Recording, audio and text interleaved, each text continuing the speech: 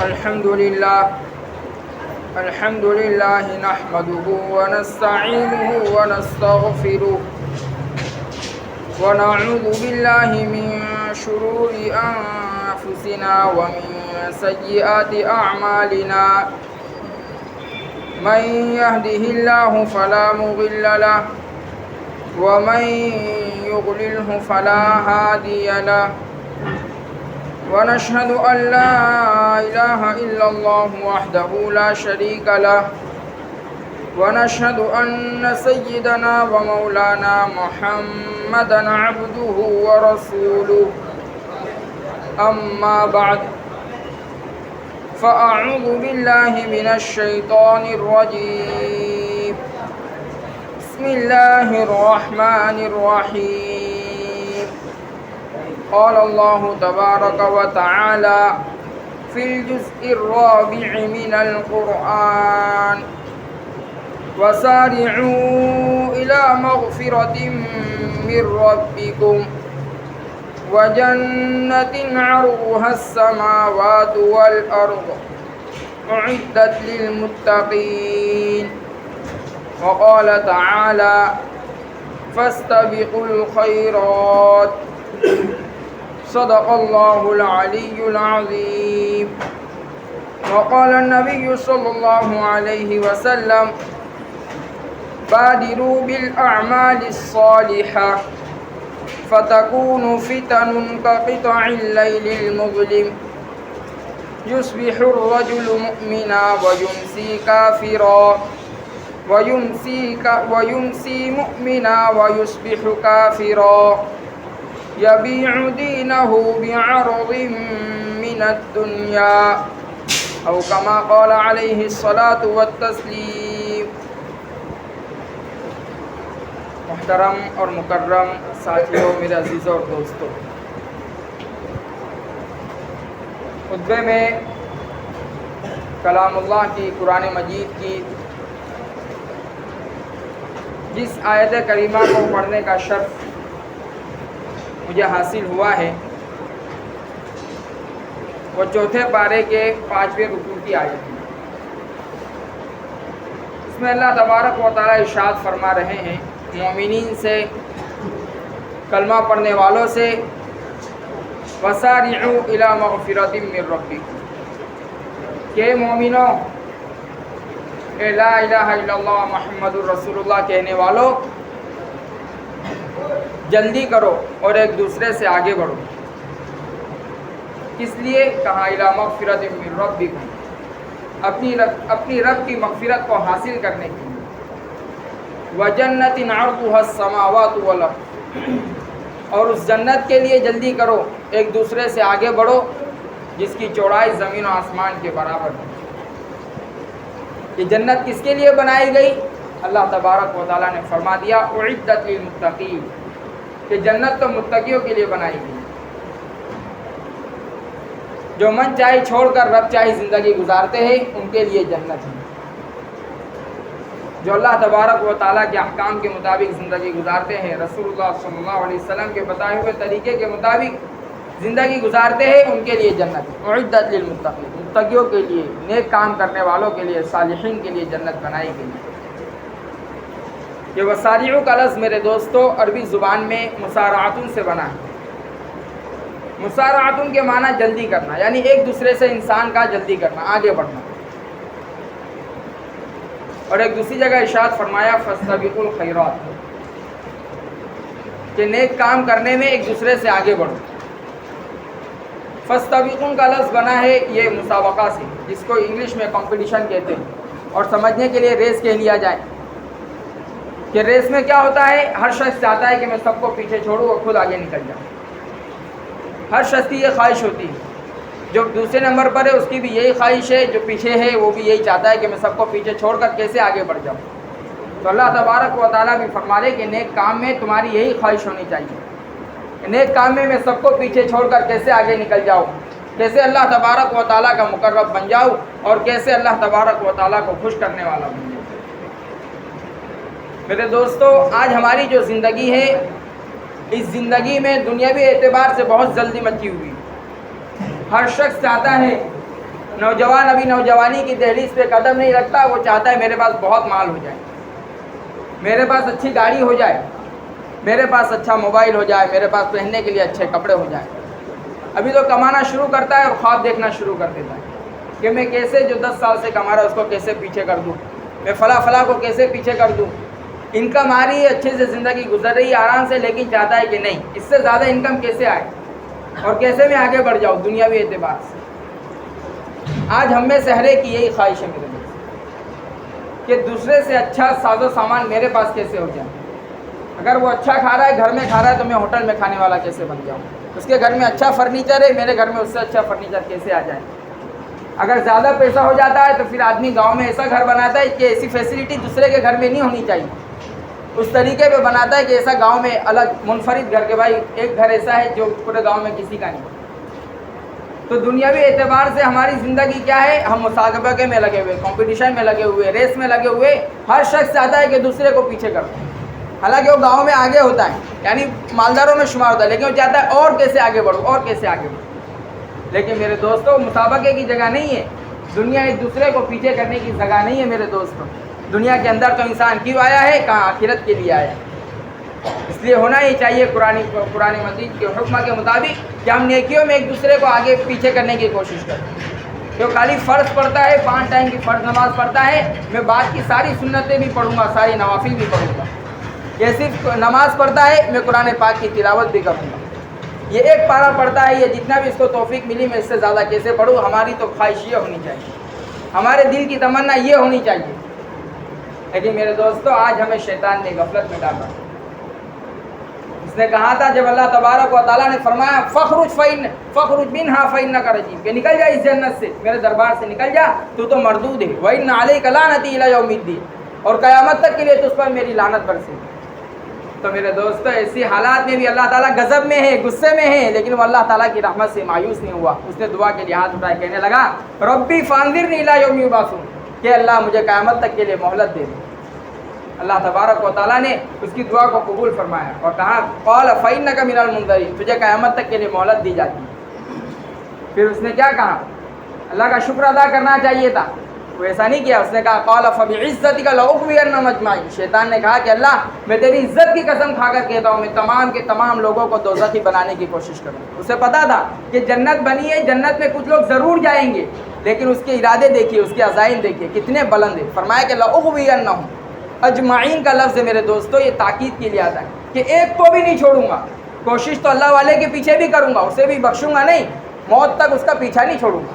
اس لیے کسی بزرگ کے بارے میں آتا ہے، غالباً حضرت شیخ الحدیثی کے بارے میں، نور اللہ مرقدہ، کہ کسی نے کہا حضرت آپ اتنے بڑے اللہ کے ولی، ہم چاہتے ہیں کہ آپ کی سوانح لکھے، آپ کی زندگی لکھے. فرمایا کہ نہیں، موت تک تو میں بھی شیطان کے ہتھ کنڈوں سے بچا ہوا نہیں ہوں. مر جاؤ، ایمان پہ خاتمہ ہو جائے، پھر تو مٹھائیاں بھی تقسیم کرنا اور جو کچھ لکھنا ہو لکھ لینا، لیکن موت تک تو میں شیطان سے غافل نہیں ہوں. کیونکہ شیطان کا میرے دوستو ہر ایک پہ حملہ ہے، کسی کو اس نے چھوڑا نہیں. اتنا ہی نہیں، پھر اس نے 8ویں پارے کے اندر سورہ اعراف میں اس کا اللہ تعالیٰ نے پوری بات نقل کی ہے. کہنے لگا لأقعدن لهم صراطک المستقیم، کہ نیک کام کرنے جائیں گے میں راستے میں روڑے ڈالوں گا، راستے میں ان کو بہکاؤں گا، سیدھے راستے پہ چلنے نہیں دوں گا، نماز پڑھنے نہیں دوں گا، تلاوت کرنے نہیں دوں گا. یہ گھنٹوں بیٹھ کے گپ شپ کریں گے، لیکن 10 منٹ کے لیے تسبیح پڑھنے کے لیے ان کو آمادہ نہیں کروں گا، ان کو بہکاؤں گا. موبائلوں میں گھنٹے گزر جائیں گے، کھڑے رہیے، ان کو فلمیں دیکھنے، ڈرامے دیکھنے کے لیے تو گھنٹوں گھنٹے کھڑے رہیں گے، لیکن 5 وقت کی نماز کے لیے تیرے سامنے حاضر ہونے کی آنے نہیں دوں گا، انہیں روکوں گا. پھر اس نے اور وضاحت کی، کہا ثم لآتینہم من بین ایدیہم، آگے سے بھی حملہ کروں گا، وعن خلفہم، اور پیچھے سے بھی کروں گا، وعن یمینہم، اور ان کے دائیں جانب سے بھی حملہ کروں گا، وعن شمالہم، یعنی چاروں طرف سے ان پہ حملہ کروں گا. ولا تجد اکثرہم شاکرین، اللہ تعالیٰ تو ان میں سے اکثر کو شکر گزار نہیں پائے گا. تو میرے دوستوں، نیک کام کرنے کے لیے انسان آگے بڑھتا ہے. شیطان کے میرے دوستوں ہتھ کنڈے مختلف ہوا کرتے ہیں. ایمان والے کے پاس آتا ہے، وہ جانتا ہے کہ اس کے پاس نور ایمان ہے، یہ نور ایمان کی بنا پر اگر میں اس کو یہ کہوں گا کہ اللہ کے راستے میں خرچ نہ کر، یہ برا ہے، تو یہ میری بات نہیں مانے گا. اس کو کہوں گا نماز نہ پڑھ، یہ بری چیز ہے، وہ یہ نہیں مانے گا. کیوں؟ اس کے پاس نور ایمان ہے، اس کے پاس اللہ تعالیٰ کے احکامات ہیں، رسول اللہ صلی اللہ علیہ وسلم کی تعلیمات ہیں. اسے کہوں گا ماں باپ کی نافرمانی کر، یہ نہیں مانے گا. میرے دوستو یہ کیا کرے گا؟ کہا کہ میری باتوں کو ٹال دے گا. اگر کہوں گا ماں باپ کی فرما برداری کرنا برا ہے، یہ میری بات کو نہیں مانے گا، کہے گا کہ نہیں اچھا ہے. اس لیے شیطان کیا کرتا ہے؟ شیطان آ کے کہتا ہے کہ جی ابھی مت کر، بعد میں کر. کیا کرنا دوستو؟ ٹلاتا ہے انسان کو. آج جو کام کرنا چاہیے نیکی کا، کہے گا بعد میں کر لینا. کبھی منع نہیں کرے گا مت کر یا برا ہے، ایسا نہیں کہے گا دوستو. ہمارے دل میں جو خیال آتے ہیں ہم کیا سوچتے؟ کبھی کسی کا بیان سن لیا یا کتاب کی تعلیم سن لی، دل میں خیال آتا کہ یار نماز شروع کر دینی چاہیے، لیکن پھر فوراً شیطان ڈالتا ہے کہ جی کل سے کریں. کیا کریں گے؟ یا یہ رمضان سے پکی توبہ کر لوں گا، یا اگر پیسہ دیا سوچتے حج پڑھ کے آؤں گا، اس کے بعد سچی پکی توبہ. میرے دوستو یہ شیطان کی چال ہے. یہ شیطان یہ ہمیں موت تک پہنچا دیتا ہے، لیکن یہ نیک کام کرنے نہیں دیتا ہے نا. یہ اس کی چال ہے. وہ ہمیں منع نہیں کرتا کہ مت کر، کہتا ہے بعد میں کرنا، بعد میں کرنا، بعد میں کرنا. یہاں تک کہ انسان قبر کے گڑھے میں چلا جاتا ہے لیکن اس کا بعد میں نہیں آتا. آج ہماری زندگیوں میں ہم میں سے ہر شخص نیک کام کرنا چاہتا ہے، نماز پڑھنا چاہتا ہے، لیکن کچھ لوگ یہ ہے کہ بھائی مالی اعتبار سے وسعت ہو جائے گی اس کے بعد کریں گے. کچھ لوگوں کا کہ بھائی کچھ پیسے جمع ہو جائیں گے اس کے بعد کریں گے. کچھ لوگوں کی خواہش ہوتی ہے کہ جی جوانی ہے، ابھی تو جوانی ہے، جوانی کا مزہ ہے، جب بڑھاپا آئے گا تب کریں گے. میرے دوستو یاد رکھیے یہ سب شیطانی دھوکہ ہے. اللہ تعالیٰ کی اطاعت کرنے کے لیے اور اللہ تعالیٰ کی عبادت کرنے کے لیے اور رسول اللہ صلی اللہ علیہ وسلم کے راستوں پر اور سنتوں پر چلنے کے لیے پیسوں کا زیادہ ہونا ضروری نہیں ہے دوستو، دل کے اندر ایمان کا ہونا ضروری ہے. کتنے غریب اور فقیر لوگ آپ کو ملیں گے جو سنت کے مطابق زندگی گزار رہے ہوں گے، اللہ کے احکام کے مطابق زندگی گزارے. لاک ڈاؤن کے اندر کیا ہم نے نہیں دیکھا؟ ہر شخص فارغ تھا، لیکن ذرا پوچھ لیا جائے 2 سال میں آپ نے کتنی نمازیں پڑھی؟ مسجد میں جانے دور کی بات، گھر میں پڑھنا تھا. کتنا آسان، یعنی آسانی در آسانی تھی. مسجد میں بھی جا نہیں دیتے ہم لوگ، گھروں میں ہی بیٹھے ہوئے تھے، گھروں میں کھا پی لیتے. لیکن کیا دوستو ہم 5 ٹائم کی نماز کی پابندی کر رہے تھے؟ خود اپنے ایمان کا جائزہ لے، کیونکہ ہمارا ایمان ختم ہو چکا ہے. شیطان نے کمزور کر دیا اسے. کیا کر دیا ہے؟ گناہ کرا کے اتنا کمزور کر دیا کہ 2 سال تک، 1.5 سال تک، 1 سال تک ہم گھر میں بیٹھ کے کھاتے پیتے رہے، لیکن 5 ٹائم کی نماز کی پابندی نہیں. حالانکہ فراغت ہی فراغت تھی، چاہتے تو پورا گھر نماز پڑھ سکتا تھا، کوئی کام نہیں کرنا تھا، نہ کہیں آنا جانا تھا. لیکن دوستو کیا نمازیں پڑھی ہم نے؟ پتہ چلا میرے دوستو کہ نیک کام کرنے کے لیے زیادہ مال کا ہونا، انسان یہ سوچے کہ زیادہ مال ہوگا اس کے بعد شروع کر دوں گا کیونکہ مجھے کسی طرح کی کوئی فکر نہیں رہے گی. میرے دوستو یاد رکھیے یہ شیطانی دھوکہ ہے اور یہ دوزخ میں لے جانے والا خیال ہے. ہمیں یہ نیک کام پہ آنے نہیں دے گا. صحابہ کرام رضوان اللہ عنہم اجمعین کی زندگی کو دیکھیے، کچھ نہیں ہے تو بھی سب کچھ اللہ کے راستے میں لٹانے کے لیے تیار ہے، اللہ کے راستے میں دینے کے لیے تیار ہے. کہاں کیا ہوا؟ کہاں ایمان بن چکا ہے. ایمان کیا ہے؟ ایمان بن چکا ہے. اس لیے انسان جو کچھ دینا چاہتا ہے دینے کے اوپر آمادہ ہے. ایک چھوٹے اللہ کے رسول صلی اللہ علیہ وسلم ایک مرتبہ جا رہے تھے جہاد کے لیے. ایک عورت آئی، کہا کہ اللہ کے رسول اس چھوٹے بچے کو لے کر چلے جائیے. اللہ کے رسول نے فرمایا کہ اللہ کی بندی اس چھوٹے بچے کا کیا کریں گے؟ یہاں تو نوجوانوں کی ضرورت ہے جو دشمنوں کا مقابلہ کرے، اسلام کی حفاظت کرے. اس چھوٹے بچے کو دے رہی ہے، اس کو تو سنبھالنے والے اس کو ایک آدمی کی ضرورت پڑی، اس کو لے جا کے ہمارا کوئی فائدہ نہیں ہے. صحابیہ نے کہا کہ اللہ کے رسول میں اس لیے دے رہی ہوں تاکہ کوئی تیر آئے تو میرے بچے کے ذریعے سے آپ بچا لیں. کوئی تیر آپ تک آئے گا، آپ اس بچے کے ذریعے سے اپنی حفاظت کر لینا، یعنی بچے کو ڈھال کے طور پر استعمال کرنا. ایمان بن چکا تھا، چاہتے تھے سب کچھ ہمارا اللہ کے راستے میں قربان ہو جائے. حضرت خنسا رضی اللہ تعالیٰ عنہ ایک جہاد کے اندر ایک اللہ کے راستے میں اللہ کے رسول نے آواز لگائی تو اپنے چار نوجوان بچوں کو بھیج دیا اور ایک کے بعد چاروں کے چاروں شہید ہو گئے. جب حضرت عمر لوٹ کر آئے تو کہا کہ میرے چاروں بیٹے مقبول ہوئے یا مردود ہوئے، یعنی اللہ کے راستے میں شہید ہو گئے یا واپس لوٹ کر آئے. یہ ان کے خیالات تھے، یہ ان کے جذبات تھے میرے دوست. یہ نہیں سوچا کہ کھاؤں گی کہاں سے، پیوں گی کہاں سے. آج ہمارے ساتھ یہی شیطان نے لگا دیا کہ کھائیں گا کہاں سے. حالانکہ ہے 1.5-2 سال ہم نے لاک ڈاؤن میں کون بھوکا سویا؟ خود اپنے دل کے اوپر ہاتھ رکھتے سوتے، ہر ایک نے کھایا ہے میرے دوست. اللہ تعالیٰ نے بقدر ضرورت روزی تو لکھ دی ہے، لیکن ہم اس پہ اکتفا نہیں کرتے. ہم چاہتے ہیں اس سے زیادہ آ جائے، اس سے زیادہ آ جائے. تو میں عرض کر رہا تھا کہ نیک کام میں ہمیں ٹال مٹول نہیں کرنا چاہیے. جو بھی نیک کام کا ارادہ ہے فوراً اس پہ عمل کر لینا چاہیے. بزرگان دین فرماتے ہیں کہ یہ نیک کام کا خیال دل میں آ جانا یہ اللہ تبارک و تعالیٰ کا مہمان ہوتا ہے. اور مہمان کا اکرام یہ ہے کہ اس مہمان کا اکرام ہے کہ اس نیک کام پر عمل کر لے انسان. فوراً جو بھی نیک کام خیال آ رہا ہے دل کے اندر، کچھ اللہ کے راستے میں دینے کا خیال آیا فوراً دے دے. کسی غریب کی مدد کرنے کا دل میں خیال آیا فوراً کر لے. 2 رکعت نماز پڑھنے کا خیال آیا فوراً پڑھ لے. کچھ نمازیں قضا کرنے کا خیال آیا فوراً کر لے. تلاوت کرنے کا خیال آیا فوراً کر لے. اگر انسان نے بعد میں کے لیے ٹال دیا میرے دوستو یاد رکھیے بعد میں پھر شیطان کرنے نہیں دے گا اور 10 کام ہمارے سامنے کھڑے ہو جائیں گے. اگر انسان ایک نیک اعمال کرے گا اس کو دوسرے نیک اعمال کرنے کی توفیق ملے گی، دوسرا کرے گا تیسرے کی توفیق ملے گی، تیسرا کرے گا چوتھے کی توفیق ملے گی. آج ہم نیک اعمال کرتے ہی نہیں ہے، گناہ کرتے جاتے ہیں، پھر ایک گناہ کرتے تو پھر دوسرا گناہ کرنے دل جاتا ہے، دوسرا کرتے تیسرا کرنے کا جاتا ہے، چھوٹے گناہ کرتے تو پھر بڑا گناہ کرنے دل جاتا ہے۔ اس لیے جو لوگ گانے سنتے وہ دھیرے سن سکتے، لیکن شیطان اس پہ اکتفا نہیں کرتا، کہا کہ اب آواز بڑا ہونا چاہیے، پورا محلہ سنے، اسے آواز سے انسان سنتا ہے۔ تو میرے دوستو، ہم گناہوں کے راستے پہ اگر چلیں گے تو چھوٹے پہلے صغیرہ کریں گے، کرتے کرتے کبیرہ کرنے لگ جائیں گے اور ہمیں پتہ بھی نہیں چلے گا۔ اسی طرح سے نیکی ہے کہ اگر چھوٹی چھوٹی نیکیوں کو ہم بعد میں ٹالیں گے نہیں، بلکہ کرتے چلے جائیں گے تو ہم کیسے اللہ تبارک و تعالیٰ کے برگزیدہ اور نیک بندے بن جائیں گے، ہمیں پتہ بھی نہیں چلے گا، اور ہم اللہ تعالیٰ کے محبوب اور مقرب بندے بن جائیں گے۔ دوستو، نیکی کا خیال ہے بعد میں نہیں ٹالنا چاہیے، پتہ نہیں بعد میں موقع رہے نہ رہے، انسان رہے نہ رہے، یہ دور تو عجیب ہے، پتہ ہارٹ اٹیک آیا انسان ختم ہو گیا، کہ کوئی حادثہ ہو گیا انسان ہاتھ پیر سے معذور ہو گیا، اللہ تعالیٰ تمام کی حفاظت فرمائے، لیکن اس دور میں نہیں کہا جا سکتا۔ اور کبھی ایسا ہوتا ہے کہ انسان تو زندہ رہتا ہے، لیکن جو نیک داعیہ نیک شوق دل کے اندر آیا تھا وہ ختم ہو جاتا ہے۔ نیک داعیہ نیک شوق جو ہے، نیکی کا جو شوق دل میں پیدا ہوا تھا وہ کیا ہو جاتا ہے دوستوں؟ ختم ہو جاتا ہے، انسان نہیں کرتا ہے، حالانکہ صحت مند بیٹھا ہوا ہے نا۔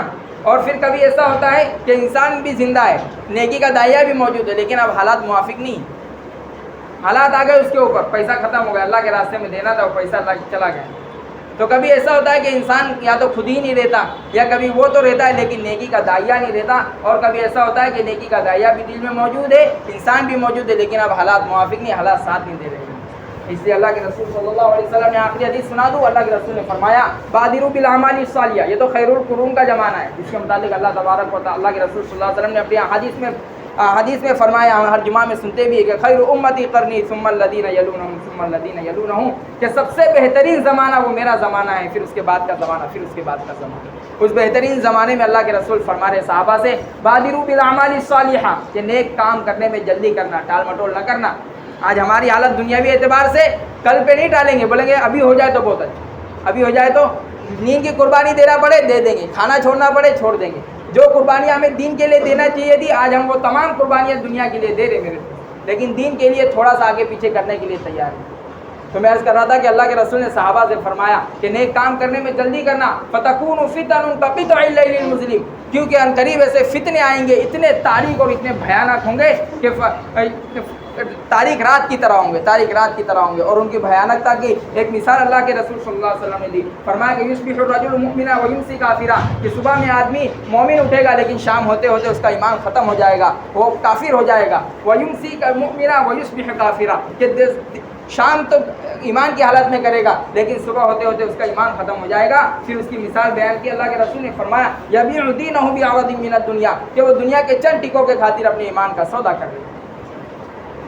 اب یہ تاریخ رات کی طرح فتنے کیسے ہیں میرے دوستوں؟ بڑے خطرناک ہے۔ انسان سوچتا ہے کل کروں گا، میرے دوست آنے والا کل آج یہ جو گزر رہا ہے اس سے زیادہ خطرناک ہونے والا ہے۔ اسی لیے کسی بزرگ کا قول ہے کہ جب ایک زمانہ آیا ہم رونے لگے کہ اللہ یہ کیسا زمانہ آ گیا، کتنے فتنے ہیں، اپنے ایمان کی حفاظت کرنا مومن کے لیے کتنا مشکل ہوتا چلا جا رہا ہے۔ لیکن جب اس کے بعد کا زمانہ آیا تو پھر اس جانے والے زمانے پہ روئے کہ اللہ یہی زمانہ صحیح تھا، آنے والا زمانہ تو اس سے زیادہ خطرناک ہے۔ ایمان پہ عمل کرنا، 5 وقت کی نماز پڑھنا، تلاوت کرنا، رسول اللہ صلی اللہ علیہ وسلم کی سنتوں پہ عمل کرنا کتنا مشکل ہوتا چلا جا رہا ہے۔ اس لیے گزرا ہوا زمانہ اس پہ رونا آیا کہ یہی زمانہ اچھا ہے۔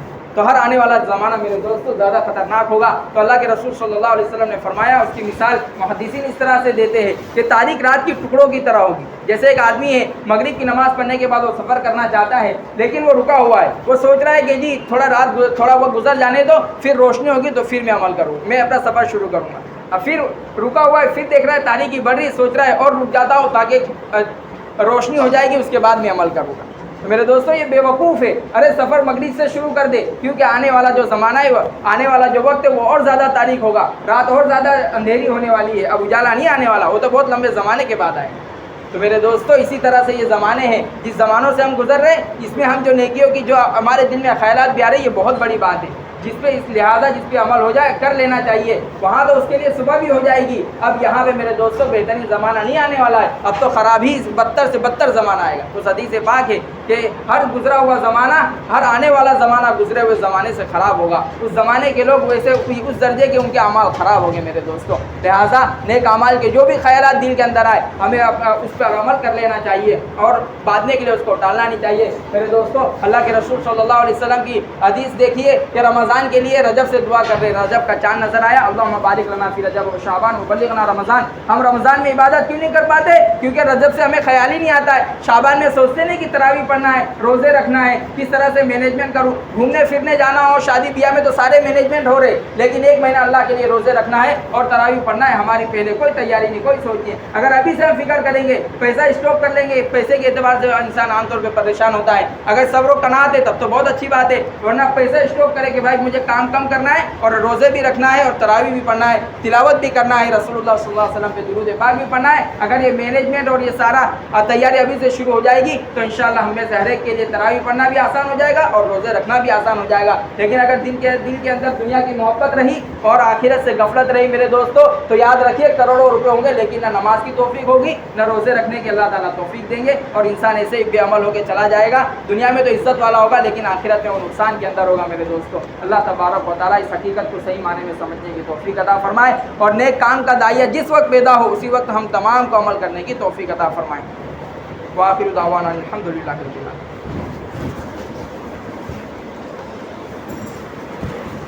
اپنی سب کھڑے ہو جاؤ، سب آگے پیچھے جو جس کو جگہ ملے وہاں بیٹھ کھڑے ہو جاؤ.